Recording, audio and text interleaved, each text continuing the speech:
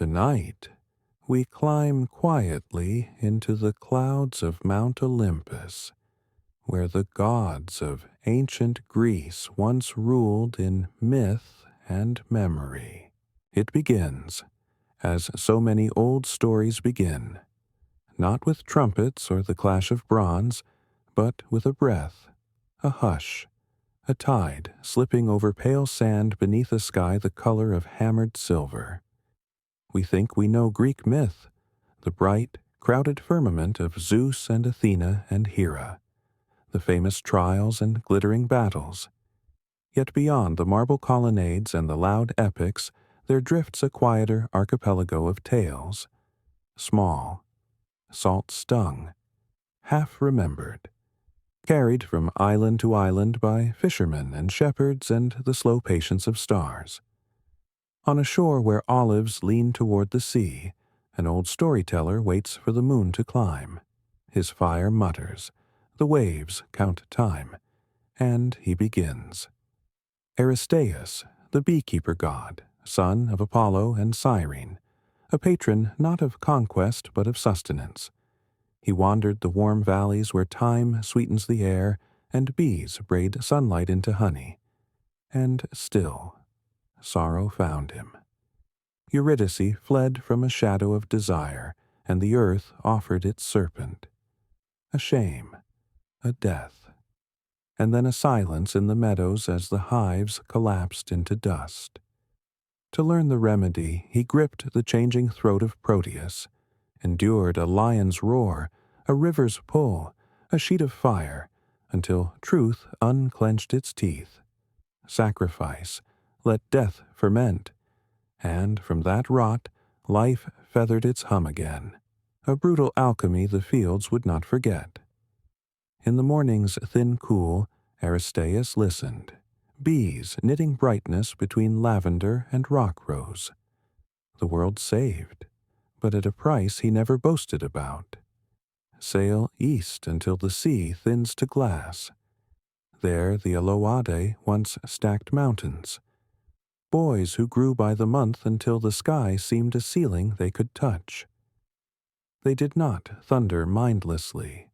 They measured, lifted, planned to fold Olympus like a tent and make it theirs.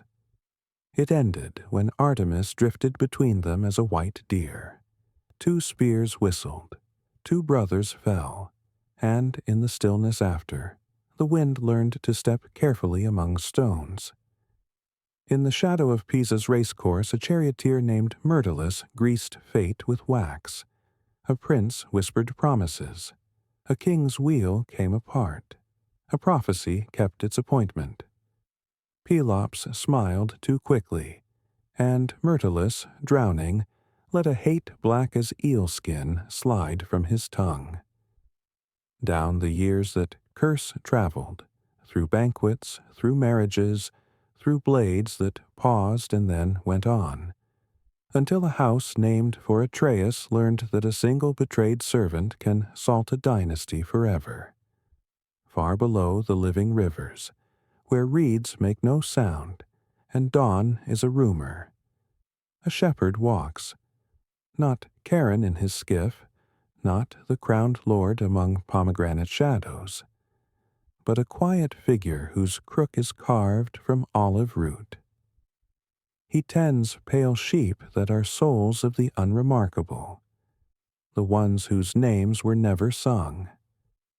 He guides them around the darker thickets of memory, through fields that glimmer like moonlit frost. No temple remembers him, no marble bears his face, but when the dead pass softly and in order, it is because he keeps walking. On roads, the Telchines worked a magic that rusted reputations. Smith sorcerers with hands like fish fins and eyes like rain. They tempered metal so water would fear it. They made a trident that taught storms new grammar. And then, jealous gods looked down and decided the island was too full of cleverness. A sea rose. A rumor blamed black arts. The workshops drowned and the hammers went quiet. Even now, divers hear a faint ringing below the weed, a tapping that means someone is finishing a blade. They began 3,000 years ago. In Crete, a girl ran to the edge of a cliff. Nets moved in the dark like thoughts. This was Bredimartis, beloved of Artemis, fleet as a startled deer. Minos followed with a torch that burned too straight. To escape his gaze, she leapt. The water took her in with a cool mouth. Fishermen hauled up not a body but a goddess, salt-eyed and laughing like someone who just discovered a door in the air. They called her the Lady of the Net. And on nights when the moon is new, girls go down to the harbor and let their veils slip into the ripples, just to feel a little of her fearless falling. On Ida's slope, the dactyls, finger spirits, 5 brothers, maybe 10, pulled fire out of stone. They showed men that copper softened if you asked correctly, that tin, properly corded, made bronze. They cut the first nails and attached the first hinges so doors could whisper open instead of moan. They taught rhythm to anvils, and the first work songs climbed like larks through pine. In their shadow, smiths learned that smoke can be prayer, and sparks can be stars briefly on loan. In a cave above Delphi, bees nested where prophecy napped. The Thriae, old as honey and mountain snow, licked the comb and muttered hexameters. Apollo listened because even a god wants news delivered sweet. Some nights, a girl without a name would sleep on the threshold and wake with vowels tasting like time.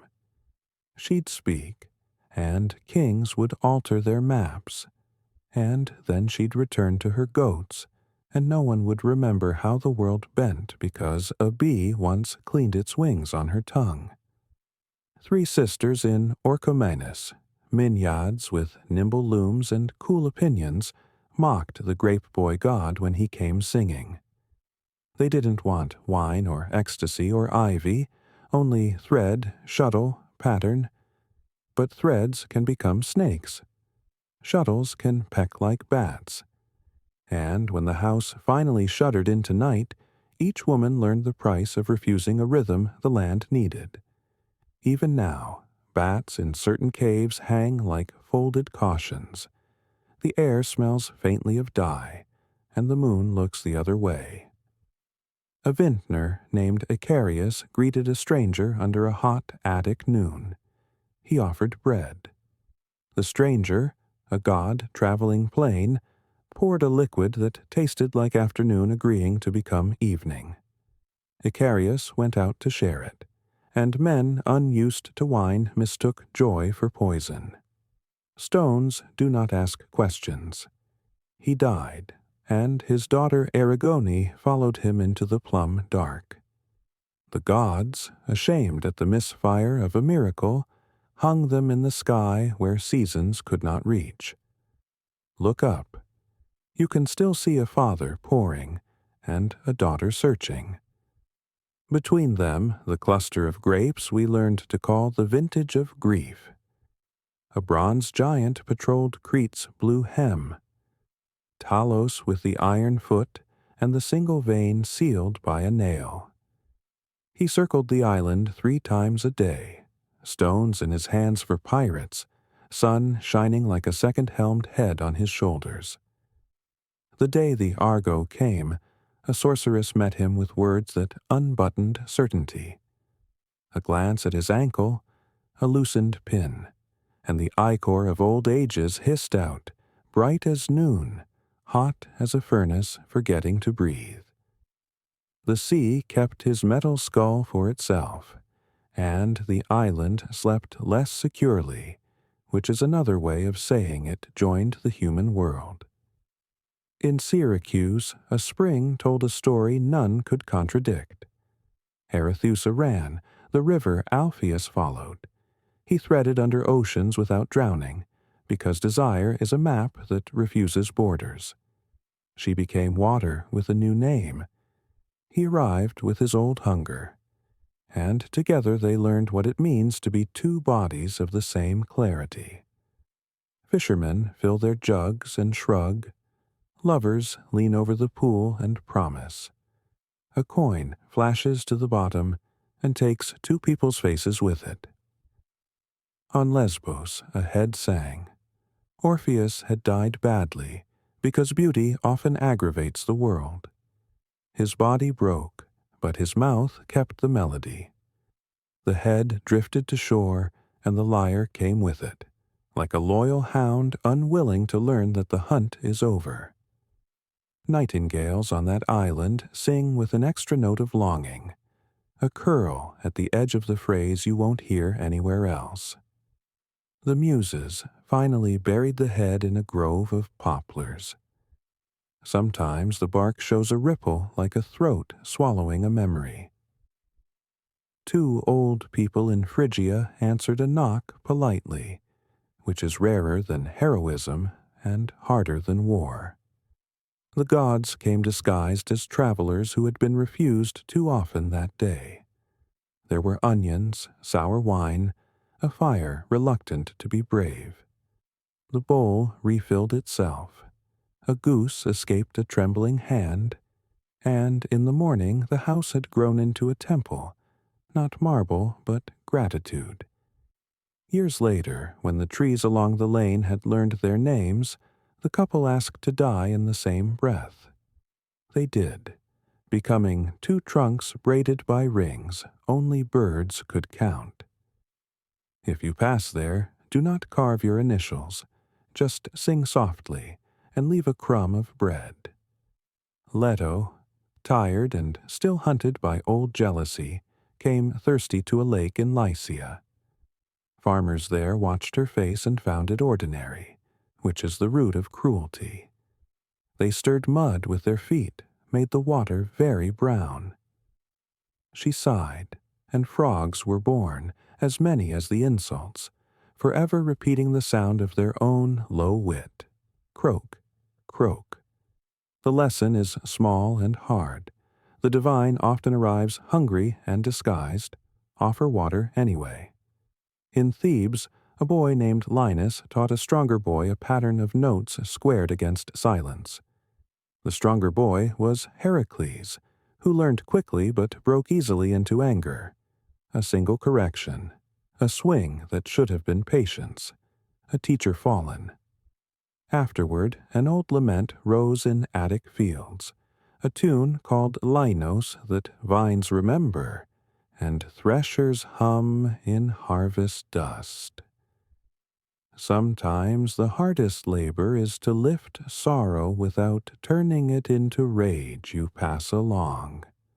In Achaea, a man named Glaucus chewed a plant that woke the sea inside his bones. He leapt from a cliff and the waves kept him. His skin took on the color of distance. His hair moved even when there was no wind. He loved Scylla on a rock that never taught softness, asked Circe for help, and learned how magic favors the patient and the exact, which he was not. Scylla grew monstrous. Ships learned a new fear, and Glaucus sang with the dolphins to keep from drowning in a grief even the ocean could not dilute. In Epidaurus' gates creak at night because health has a sense of timing. Asclepius walked quiet corridors while the sick slept on pallets. He carried a rod around which a snake, cool, mathematical, curled like a measuring line. In dreams, he told remedies that smelled of willow and goat fat and washed linen.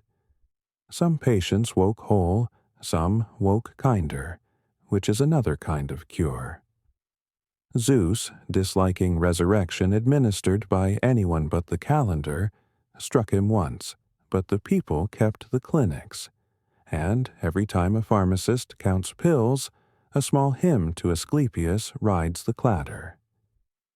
At a fountain in Caria, a boy named Hermaphroditus wrestled with a longing shaped like water. Salmacis pleaded to be made one with him, and the wish came true too literally. From then on, that pool taught ambiguity like a sermon the sun could not interrupt. Travelers who bathed there came out changed in ways they could not name but felt like truth pressing a bruise. The world is full of borders that are really invitations.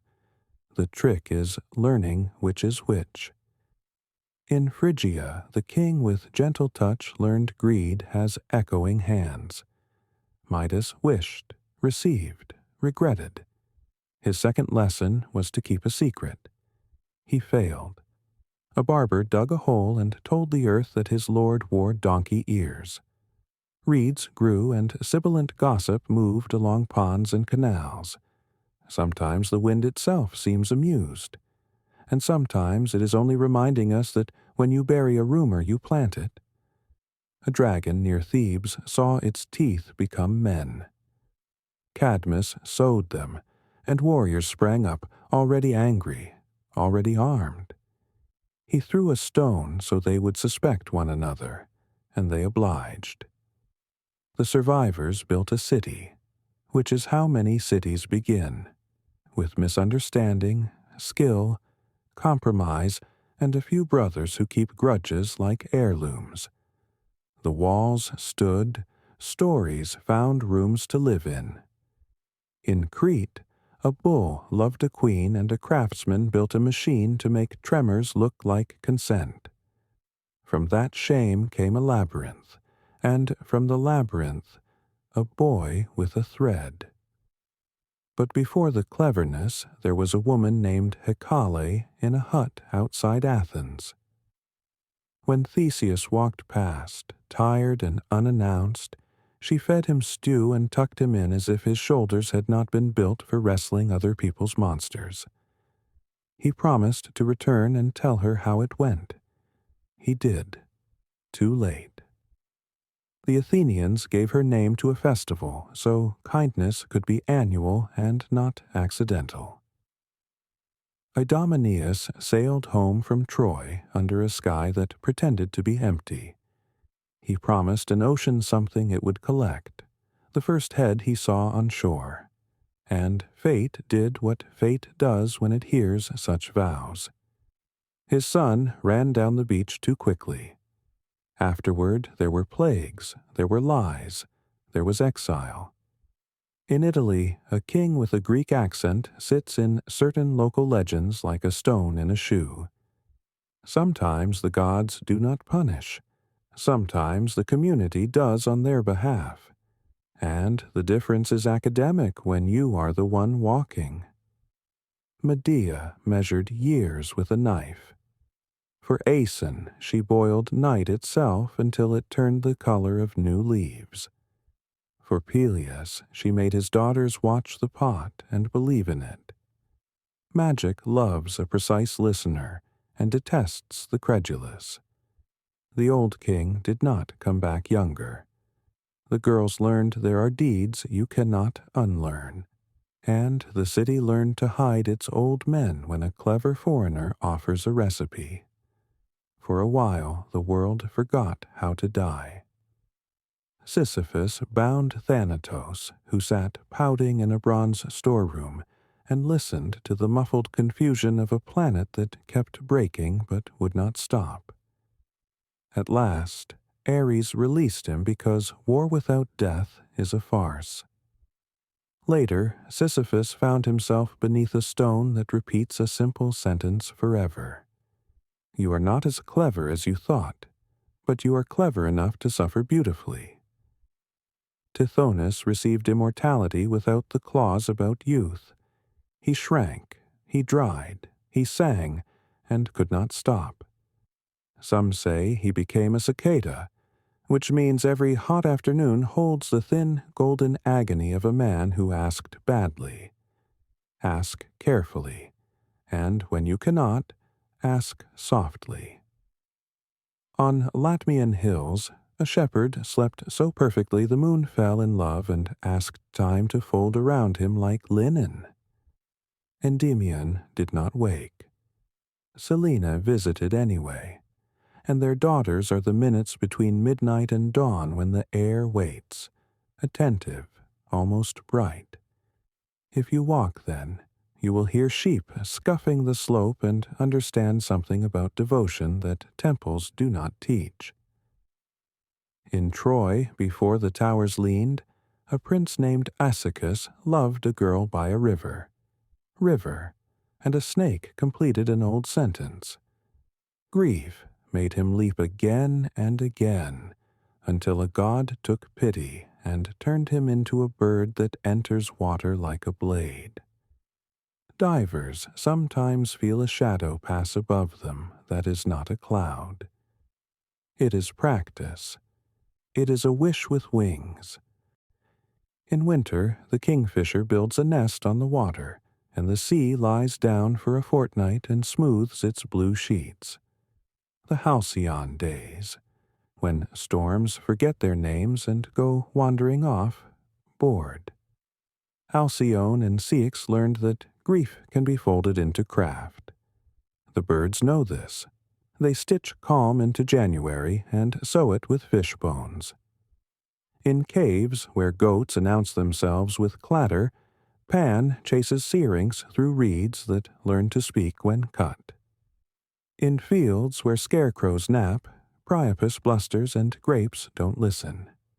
In harbors where nets hang like tired constellations, the Caberi keep little furnaces hot, teaching sailors how to solder luck. In Stoa and Gymnasia, small gods of benches, chalk, and wrestling oil collect the prayers every larger god ignores.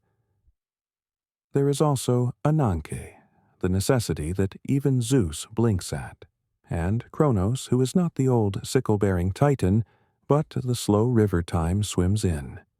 They meet where circles are born. Above them a spindle turns. Below them are days string like beads, some bright, some cracked, all counting. A philosopher once told a child that fate is not a door, but a corridor. The child nodded and went outside to fly a kite, which is as good an answer as any. In Arcadia, old women swear that the moon once stopped to listen to a story told by a shepherd with 3 teeth and a voice like wool. On Naxos, sailors leave figs for a statue with no head because beheaded gods still like supper. On Paros, pigeons nest in the ribcage of a temple that never learned how to finish being beautiful.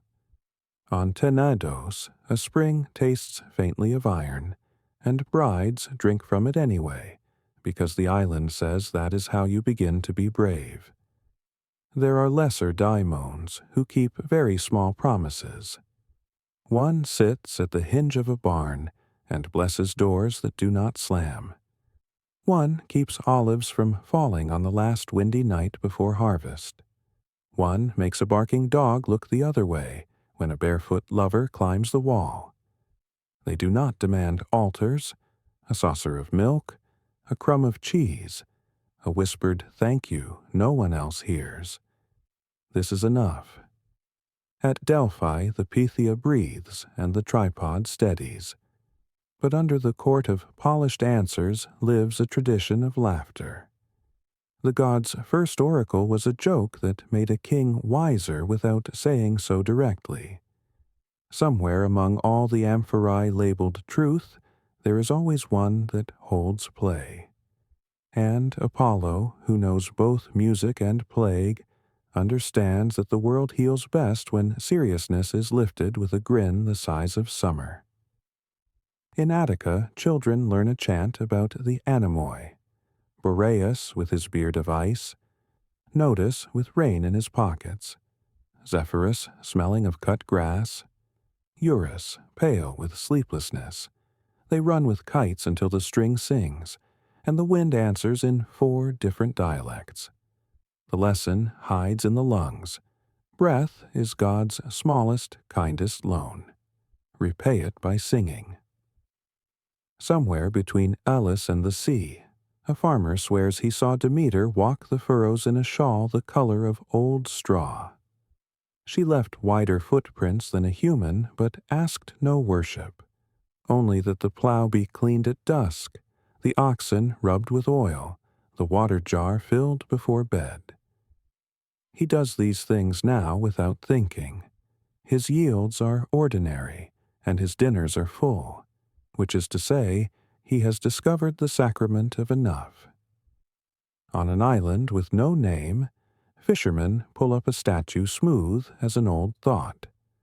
They set it on the quay, and for a year the catches improve. Then someone argues, someone paints it, someone charges a coin to touch it, and the fish remember their other business. The men shrug, return the stone to the water, and tell their sons that miracles sulk if you try own them. In an alley behind a theater, a mask hangs on a nail. It has cried and laughed through 10 summers and 2 wars. At night, a guttering lamp throws its shadow on the wall, and the mice pause, listening. The mask remembers speeches about kings and speeches about bakers, and speeches about love that arrived too late. Memory itself becomes a small god if you polish it with attention. The actors call him Charidemos, and leave him half an apple when the run goes well. In a market where figs collapse into sweetness by noon, an old woman sells cure words, little phrases to tie on the wrist, to bury under thresholds, to whisper into steaming pots. Some are nonsense. Some are recipes with verbs mispronounced into blessings. A philosopher once tried to argue her out of it. She fed him sesame cakes and asked after his mother. He forgot what the debate had been about. Wisdom moves like that, sideways with aprons and crumbs. The sea keeps everything it borrows a little changed. A coin returns as a story. A shipwreck returns as a reef that teaches fish the geometry of survival. A name returns as a gull's cry over a harbor that has learned to spell itself with ropes. Every beach in Greece is an alphabet. The wave writes, the sun reads. The night erases gently so the morning can begin a new sentence. And so the old storyteller by the fire lifts another small tale and turns it so the light can find a corner we have not examined. He speaks of Dryops, a tree man who never saw the sea and yet taught sailors how to trust knots. Of Asaso, daughter of Asclepius, who cured slowly and perfectly and grew famous for teaching patience to hurried hearts. Of Hecate at the crossroads, not the terror figure with a dog pack, but the soft-voiced guide who lights a single lamp for lost travelers and shows them that left or right matters less than walking. Of Aglaia, youngest Grace, who stayed late after feasts to sweep the steps and knew that beauty completes itself in the cleanup. He remembers a nameless boy who guarded a small shrine of Poseidon with a broom and a bucket. One winter he kept filling a crack that let the sea creep in. Each tide undid his labor. He did it anyway. In spring the fishermen came back and found their nets dry. They called the boy keeper of the line and left him an orange every day. Sometimes the god's favorite priests do not know they are priests. He tells of a widow who swore by Hestia's flame and by the price of olive oil that she once housed a god without noticing. He asked for bread. She gave him soup, thick with lentils and thyme. When he left, the hearth burned more steadily for a year, and the neighbors stopped quarreling about small fences. She keeps the pot clean and the broom handy, and does not speak too much about miracles, which is why the miracles keep visiting her kitchen. He hums the tune shepherds used to count. 1 for the ram with a scar like lightning, 2 for the ewe who births twins, 3 for the lamb that will always wander left. The numbers climb, patient as hills, and with them the whole slow arithmetic of rural prayer. Let the rain come, let the wolf go hungry, let the vine remember sweetness, let the brook remember to mumble. He pauses only to shift a stick in the fire. Sparks lift like bees, and he begins again.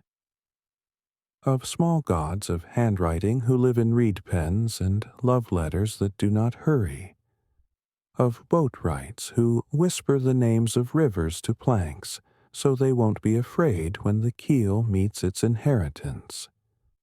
Of a mason who, after 50 years, can run his hand along a wall blindfolded and tell you where the stone wants another friend. Of a nurse who knows which lullabies persuade fever and which persuade mothers.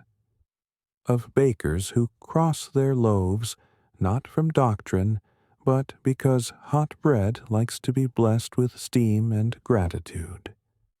Of a city that once argued all afternoon about the correct shade for Aphrodite's ribbon on a festival statue. Olive or wine? The vote split. They compromised with the color between, and then argued whether the compromise had been the correct object of compromise. The goddess smiled. 3 marriages that year were kinder than expected. A small civic miracle. Debate turned into tenderness. Of a winter when goats wore bells that chimed in minor keys, and the whole island sounded like a melancholy tower. Of spring when the first swallow returned with a thread in her beak, and women tied red and white bracelets to fig branches so wrists would remember luck. Of summer when boys dived for coins in a harbor square as dice and the slow shape of a gull's wing. Of autumn when grandmothers told the story of Persephone not as an abduction, but as a contract that taught the earth how to breathe. The storyteller's voice lowers. The moon hammers a thin road across the water, and even the waves seem to lean closer. What remains of these small myths, these whispering gods, these errands of kindness and craft and ordinary courage, is not a lesson written in marble, not a law, but a practice, a way of walking through air that has been breathed by divinity and fishermen both.